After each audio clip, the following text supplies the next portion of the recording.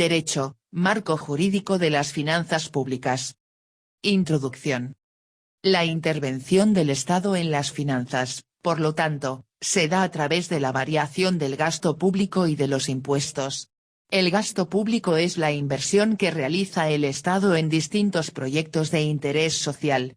Para poder concretar las inversiones, es decir, mantener el gasto público, las autoridades deben asegurarse de recaudar impuestos, que son pagados por todos los ciudadanos y empresas de una nación.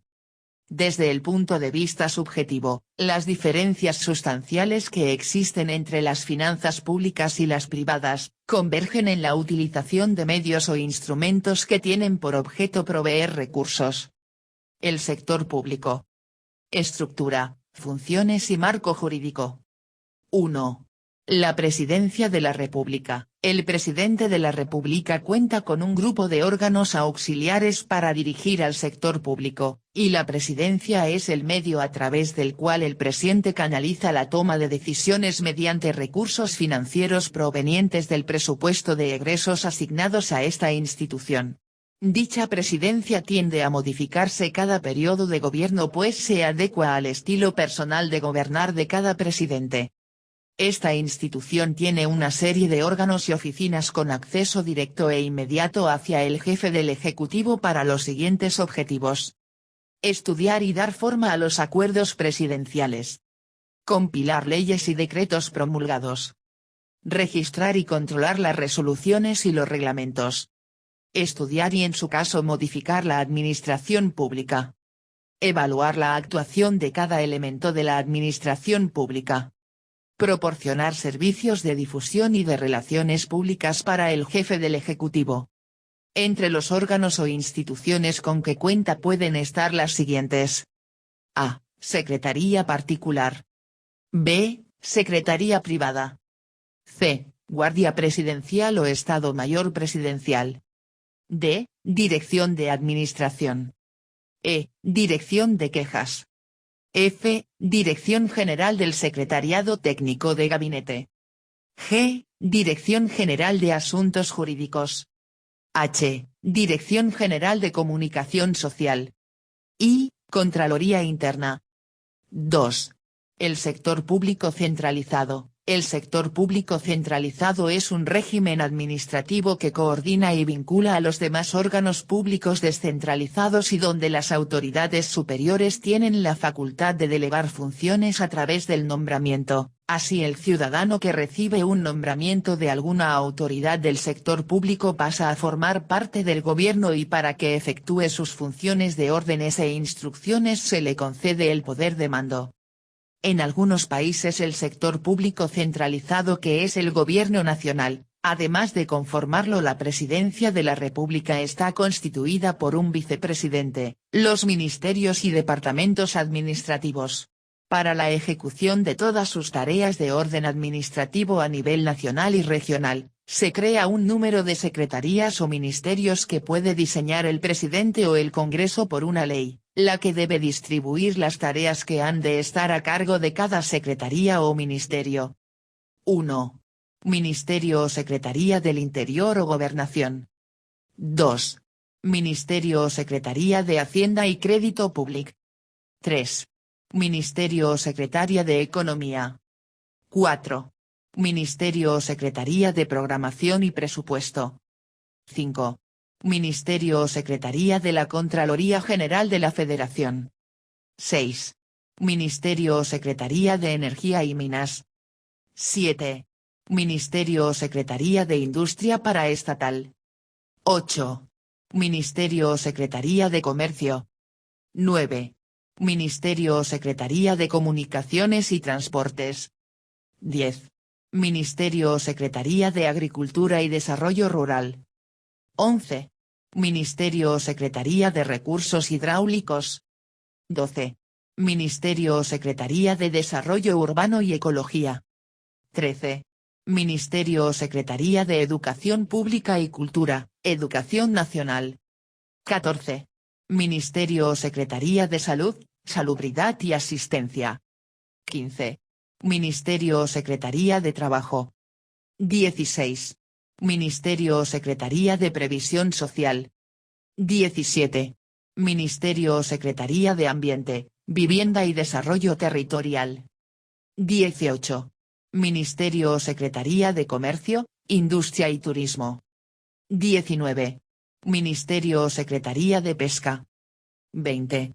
Ministerio o Secretaría de Relaciones Exteriores. 21. Ministerio o Secretaría de Defensa. 22. Ministerio o Secretaría de Marina. 3. El sector público descentralizado, por el considerable crecimiento de la administración pública y por el aumento de las necesidades colectivas, surge la descentralización administrativa o propiamente llamado sector público descentralizado. Los organismos descentralizados se caracterizan por su grado de autonomía y tienen personalidad jurídica propia y también patrimonio propio. Los organismos descentralizados pueden organizarse bajo las siguientes modalidades: institutos, consejos, comités, comisiones, direcciones, patronatos y juntas. Contabilidad nacional y balanza de pagos. 1. Antecedentes históricos de la contabilidad nacional. Las primeras investigaciones sobre la contabilidad nacional por parte de instituciones gubernamentales y equipos interdisciplinarios, surgen en 1930 a consecuencia de la Gran Depresión y la posterior Guerra Mundial, así como los reajustes económicos internacionales de la posguerra. Un antecedente importante para la estructuración de la contabilidad nacional fue el desarrollo de la contabilidad en las empresas en la década de los 30. El gobierno de los Estados Unidos de Norteamérica por medio de su Departamento de Comercio inició un estudio de su ingreso nacional y de los gastos totales para tratar de solucionar la Gran Depresión. Posteriormente, durante la Segunda Guerra Mundial se elaboraron trabajos importantes sobre la contabilidad nacional por parte de los gobiernos que se encontraban dentro del enfrentamiento bélico para adoptar medidas de control de las operaciones sobre economía de guerra. Fue de esta manera que surgió la elaboración de la llamada contabilidad nacional, técnica que permitió establecer la relación entre la suma total de los recursos, la producción de guerra proyectada, el consumo civil, los ingresos individuales, el ingreso nacional, el control de precios, los créditos, los estímulos de mayores salarios, etc. 2. Concepto de contabilidad nacional.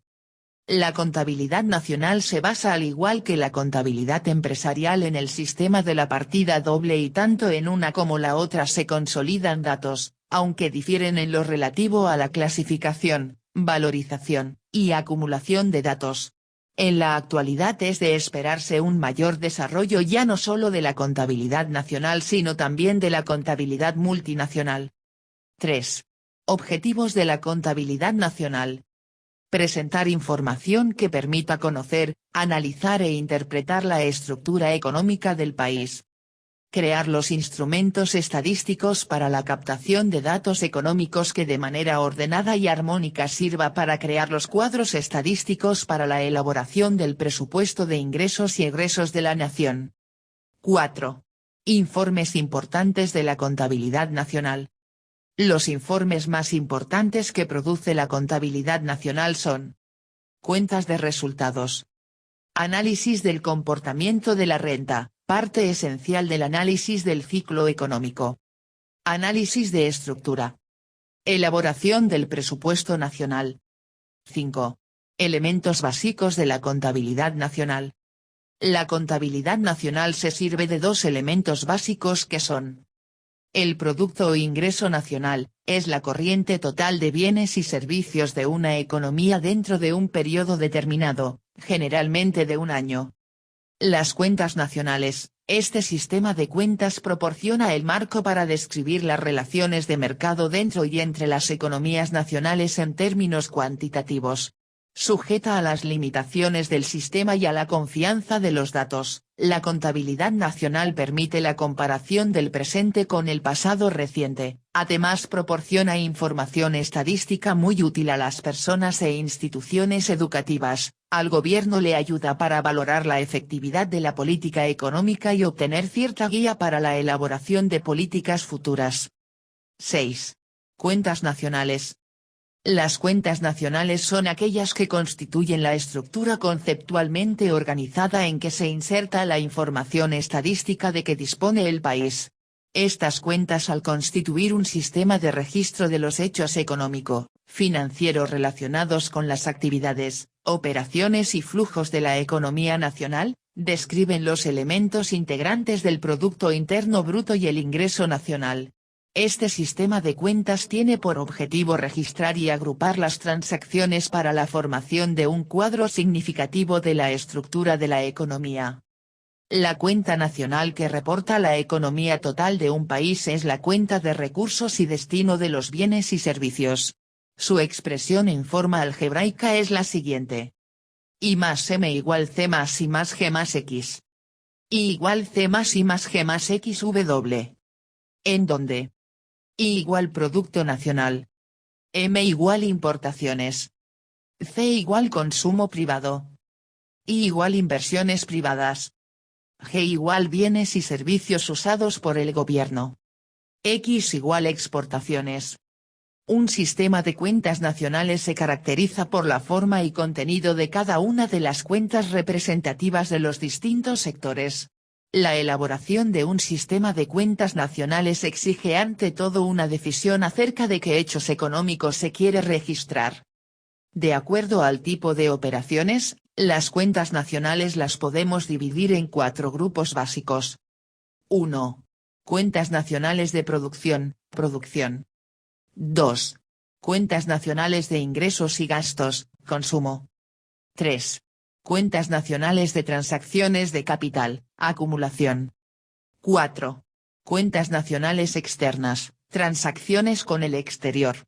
Se puede establecer una cuenta para cada entidad y dentro de estas una cuenta para cada función. En la práctica observamos el agrupamiento y consolidación de las transacciones en 5 cuentas básicas. 1. Cuenta del ingreso y del Producto Nacional. 2. Cuenta del ingreso y gastos de las familias. 3. Cuenta del ingreso y gastos del Gobierno federal. 4. Cuenta del resto del mundo. Cuenta de ahorro e inversión. Las cuentas nacionales tienen básicamente 3 elementos y son: 1. El plan contable. 2. Las entidades o agentes de la actividad económica. 3. Las transacciones u operaciones económicas. 1. Sistema de cuentas nacionales. 2. La balanza de pagos. Es un registro de todas las transacciones monetarias producidas entre un país y el resto del mundo en un determinado periodo. Estas transacciones pueden incluir pagos por las exportaciones e importaciones del país de bienes, servicios, capital financiero y transferencias financieras.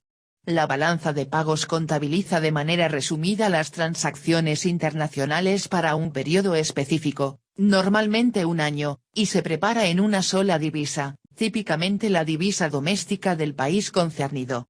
Las fuentes de fondos para un país, como las exportaciones o los ingresos por préstamos e inversiones, se registran en datos positivos. La utilización de fondos, como las importaciones o la inversión en países extranjeros, se registran como datos negativos. La balanza de pagos está integrada principalmente por 2 grandes balanzas. 1. La balanza de transacciones en cuenta corriente, es la suma de las balanzas comercial y de servicios. En ella se registra el valor de todos los pagos que hace un país al exterior por concepto de la totalidad de aquellas operaciones que representan compraventa de mercancías y de servicios y que incluyen una prestación y su correspondiente contraprestación inmediata. El saldo de la balanza de transacciones en cuenta corriente muestra, si es positivo, los recursos que un país tiene para invertir rentablemente en el exterior, para aumentar sus reservas o para reducir su deuda. A la inversa, en el caso de que dicho saldo sea negativo. En general, todas las operaciones activas de la cuenta corriente, están conectadas de alguna manera con el ingreso. 2.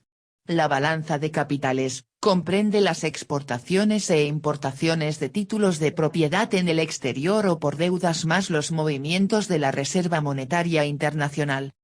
Existen tres formas diferentes de presentar la balanza de pagos de un país, en una, en dos y en tres columnas. La primera forma se anotan en una sola columna todas las operaciones, activas y pasivas y los saldos respectivos. La segunda clasifica las cuentas bajo la forma de balance por partida doble, registrando en la primera columna las operaciones activas, debe o ingreso, en la segunda columna las operaciones pasivas, haber o egreso. El tercer modelo registra las operaciones según esta última forma, pero agregando una tercera columna para anotar los saldos de las balanzas parciales y el saldo final. Los principales componentes de la balanza de pagos son, la cuenta corriente, la cuenta de capital y la cuenta de las reservas oficiales. Cada transacción se incorpora a la balanza de pagos como un crédito o un débito. Las transacciones económicas que se incluyen en la balanza de pagos son, las operaciones de bienes y servicios y renta entre una economía y el resto del mundo, los movimientos de activos y pasivos financieros de esa economía con el resto del mundo, los traspasos de propiedad y otras variaciones de oro monetario, los derechos especiales de giro, DEC, y las transferencias unilaterales. Otro aspecto es el de la balanza comercial, exportaciones e importaciones de mercancías, enumera y cuantifica el valor monetario de la totalidad de las compras y las ventas únicamente por las mercancías que un país intercambió con el exterior. Dicha evaluación se refiere siempre a un periodo determinado, generalmente un año. El cómputo del valor exacto de las exportaciones y de las importaciones suele afectarse por factores como, a. Los renglones incluidos. B. Las fuentes de información utilizadas. C. El método empleado en la evaluación.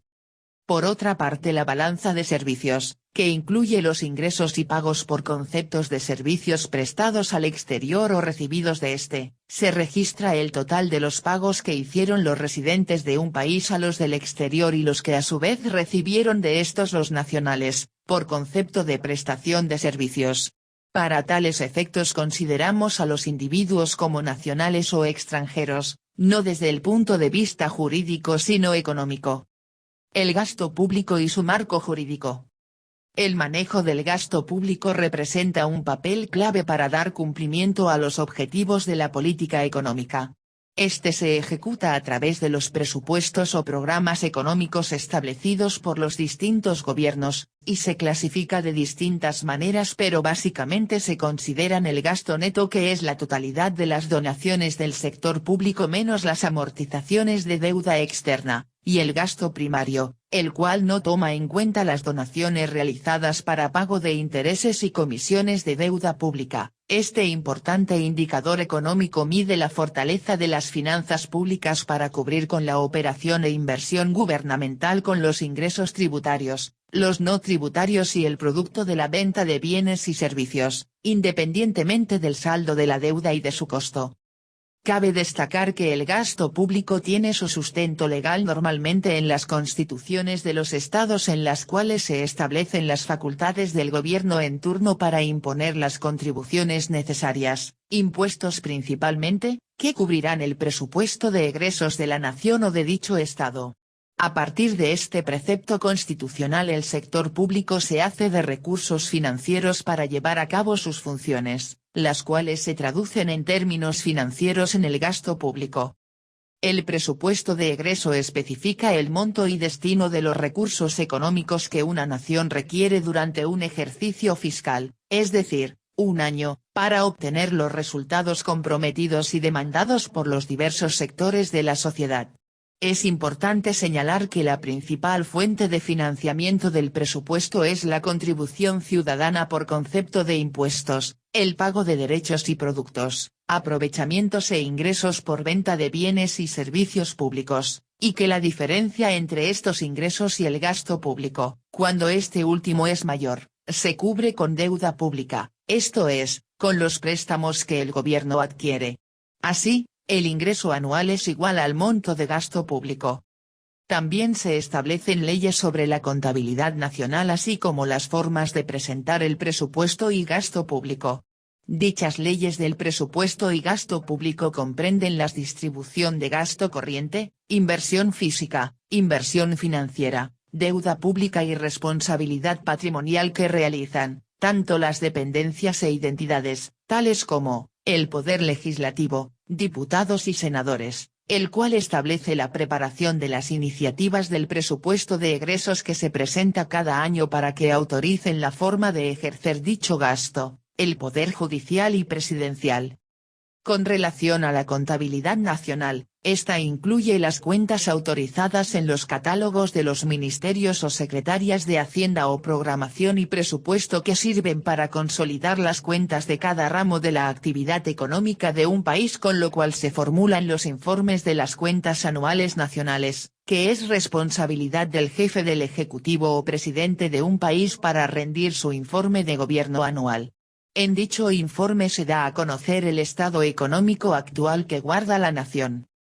Se ha observado que en Latinoamérica y en muchos otros países las leyes que se refieren al presupuesto, contabilidad y gasto público, aún no se logra su aplicación eficiente, honesta e imparcial, especialmente en sectores tan estratégicos como el paraestatal, que son aquellas empresas con participación significativa del Estado, que se encuentra estructurada de acuerdo a principios de control interno. Debido a esto se ha originado múltiples casos de corrupción y una peligrosa sangría de recursos financieros del Estado. El presupuesto de egresos. Las múltiples partidas que componen el gasto público deben estar contenidas jurídicamente en el presupuesto de egresos de cada país. Es por esto que el presupuesto de egresos es la representación ordenada y clasificada de los gastos que el municipio o alcaldía debe realizar en un año para cumplir con sus funciones, por lo cual es de obligación el publicarlo anualmente en la Gaceta Oficial del Gobierno en turno, ya que permite prever los recursos financieros necesarios para la administración municipal, llevar un control estricto de los gastos de la administración y manejar adecuada y honestamente los fondos financieros del municipio. Igualmente, el presupuesto de egresos es un documento normativo, ya que obliga a la administración municipal a efectuar solo aquellos gastos y pagos que hayan sido incluidos en el presupuesto, siendo grave el actuar fuera de los gastos previstos. Es aquí donde se discuten las contribuciones o ingresos que a juicio de los gobernantes deben decretarse para cubrir el gasto público. Por ello, la contestación a la iniciativa del proyecto de egresos o gasto público, cuando es respondida afirmativamente mediante decreto por los poderes legislativos, se convierte en ley. La elaboración de los presupuestos de egresos le corresponde a la administración municipal bajo la dirección y orientación del gobernante, tomando en cuenta el monto disponible de los ingresos del ayuntamiento y lo dispuesto en la Ley Orgánica Municipal del Estado y en la Ley de Hacienda Municipal. Los Ministerios de Hacienda, de Programación y Presupuesto o la Contraloría General de la República de un país son los encargados de establecer los controles presupuestales sobre las administraciones de las dependencias, entidades u órganos del gobierno de la Administración Pública Federal a cargo de los titulares, directores o sus equivalentes en el sector público, quienes deben de apegarse a sus presupuestos aprobados. Estos son uno de los elementos más importantes para el éxito o fracaso de los planes nacionales de desarrollo y crecimiento de un país. Los programas sectoriales de mediano plazo, así como los demás programas formulados con base a las leyes de planeación estatal y orientados hacia la realización de las prioridades definidas en los criterios generales de política económica de cada país, también son dirigidos y evaluados a través de los presupuestos públicos. Cabe resaltar que el gasto público va dirigido sobre todo a dos grandes rubros: gasto corriente, que representa el costo directo de la administración pública y las transferencias que efectúa entre sí el sector público y suele estar regulado jurídicamente por el presupuesto de egresos, y el gasto de capital, que son donaciones efectuadas en obras públicas, construcciones directas y transferencias para inversión. Está regulado en sus montos por leyes muy específicas sobre obras o construcciones públicas, así como adquisiciones, arrendamientos y prestación de servicios relacionados con bienes inmuebles. Ambos presentados y contabilizados en un documento estadístico denominado balanza de pagos, registro contable, donde se recogen todas las operaciones realizadas por un país con el resto del mundo durante un ejercicio. Finalmente, Se puede acotar que el criterio de cada municipio que se debe seguir para elaborar su presupuesto de egresos debe estar determinado por sus necesidades específicas, no obstante es muy importante que se siga un orden elemental para elaborarlo, de tal manera que sea comprensible y asegure el manejo adecuado, eficaz y honesto de los recursos del municipio. En la mayoría de los municipios del país se utilizan básicamente tres tipos de presupuesto de egresos, por objeto del gasto, presupuesto que se organiza en base a los gastos que va a realizar el municipio, institucional administrativo, presupuesto donde se agrupan los conceptos de gastos, conforme a las unidades administrativas que tenga el ayuntamiento y sus actividades principales, o por programas, donde se ordenan los gastos de acuerdo a los trabajos y actividades concretas que el municipio debe realizar. Concepto de gasto público. Se conoce como gastos públicos a aquellos gastos que realizan los gobiernos a través de inversiones públicas, cuyo aumento producirá un incremento en el nivel de renta nacional, y una reducción, que tendrá el efecto contrario. Durante un periodo de inflación es necesario reducir el gasto público para manejar la curva de la demanda agregada hacia una estabilidad deseada. El manejo del gasto público representa un papel clave para dar cumplimiento a los objetivos de la política económica. El gasto público se ejecuta a través de los presupuestos o programas económicos establecidos por los distintos gobiernos, y se clasifica de distintas maneras pero básicamente se consideran el gasto neto que es la totalidad de las erogaciones del sector público menos las amortizaciones de deuda externa, y el gasto primario, el cual no toma en cuenta las erogaciones realizadas para pago de intereses y comisiones de deuda pública. Este importante indicador económico mide la fortaleza de las finanzas públicas para cubrir con la operación e inversión gubernamental con los ingresos tributarios, los no tributarios y el producto de la venta de bienes y servicios, independientemente del saldo de la deuda y de su costo. Los gastos públicos también se pueden clasificar después de una triple óptica o punto de vista, orgánico, económico y funcional. El criterio orgánico clasifica los gastos según la entidad u organismo administrativo que los realiza. El sector público ha venido utilizando al gasto para tratar de dar más empleo, estimular la actividad económica, crear la infraestructura productiva del país, dar vivienda a los trabajadores, elevar el nivel educativo proporcionando educación gratuita, proporcionar servicios de salud, etc. En nuestro siglo, el sector público aparte de realizar las funciones tradicionales de gobierno que eran salvaguardar a sus ciudadanos a través del orden interno y externo, y administrar la justicia, ha asumido otras funciones mucho más amplias valiéndose para ello del gasto público. Principios del gasto público. ¿Es posible que se den algunos principios que guíen el gasto público? Fue Eckstein quien en 1965 planteó dicha interrogante, donde surgió una respuesta donde concluyó que fue el proceso político en general el que determina los gastos gubernamentales, mientras que las decisiones específicas se adoptan en la elaboración del presupuesto, que es una exposición detallada de los gastos e ingresos previstos por el gobierno para un año.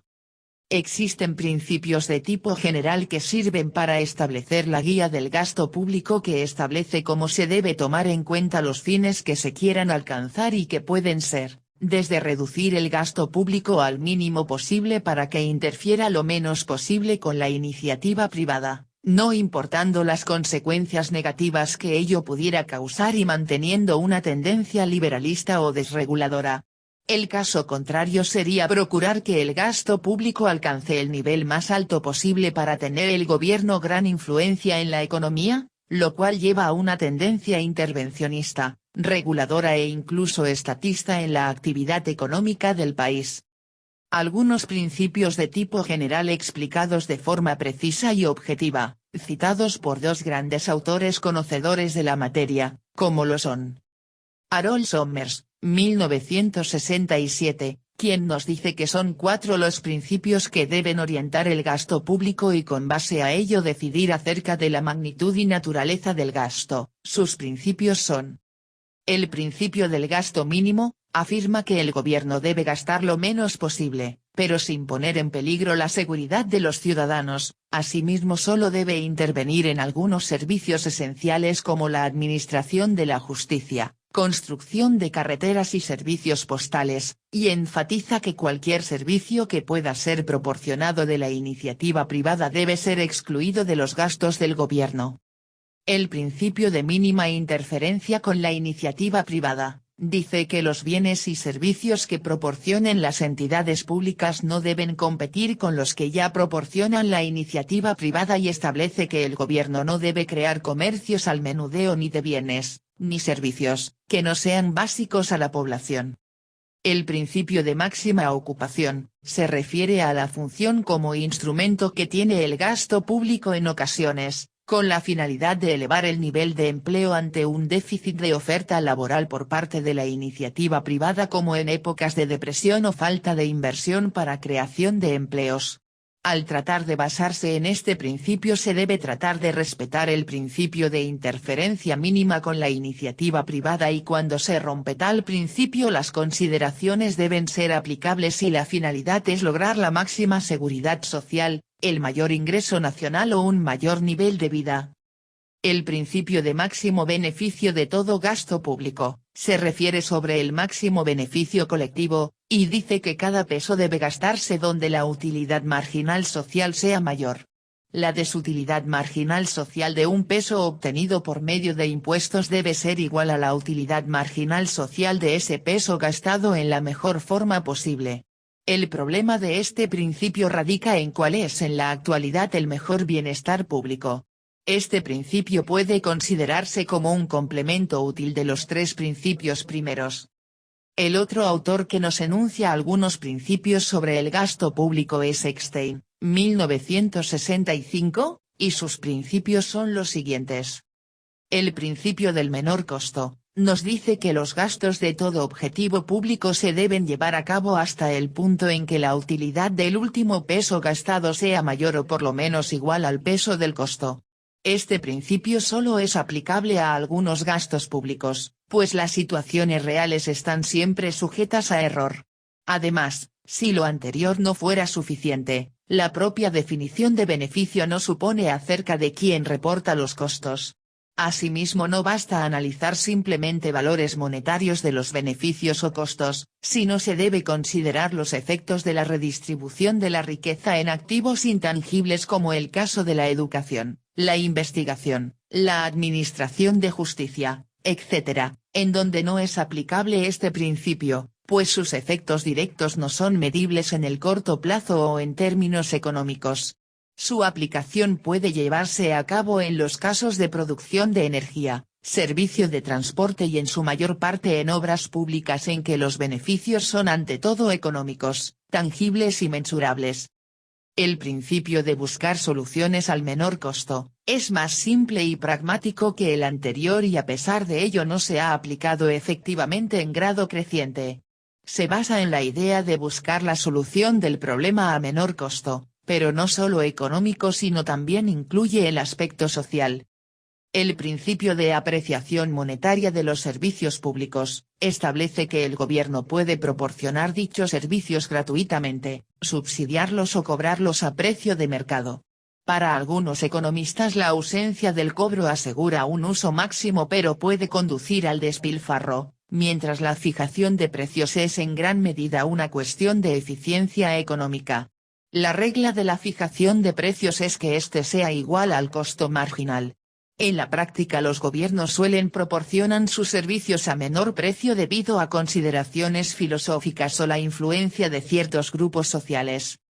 El principio sobre contratos con incentivos para las adquisiciones gubernamentales busca que el proveedor del gobierno ofrezca los planes más ventajosos de crédito, calidad y disponibilidad para beneficio general de la comunidad, y que los contratos gubernamentales otorgados no solo sean por compromisos particulares. Si se considera al gobierno como el mayor cliente en muchos casos, el no establecer este principio puede degenerar en una distorsión de la función real de las compras gubernamentales. Principio relativo a las mejoras en el curso de la toma de decisiones, se sugiere que la estructura del gobierno sea tal, que determinada secretaría, ministerio o institución gubernamental sea responsable en relación con un objetivo determinado, no existiendo competencia intergubernamental. Esto favorece a sus respectivas entidades o dependencias. Este principio nos indica que la información se debe de organizar de tal manera que los responsables de la política económica tengan a la vista las alternativas más importantes, incluyendo los costos estimados no solo del año en curso, sino de sucesivos años.